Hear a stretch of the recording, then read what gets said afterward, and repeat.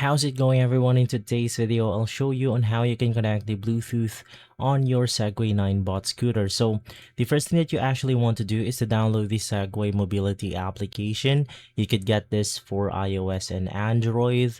And of course, from there, we could proceed by creating our account. And then right after, we could simply connect the Bluetooth or the device onto our scooter. So it's really simple to do. Just go ahead and make sure that your scooter is powered on before doing this.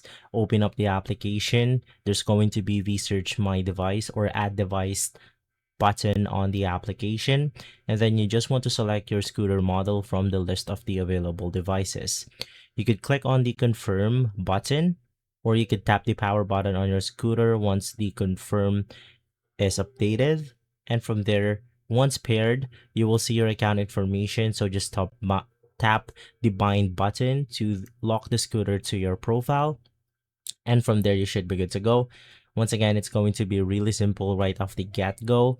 You just have to click on the add scooter, and then it will look something like this, where you could see something like the product resource, the warranty policy, driving guideline, and many, many more.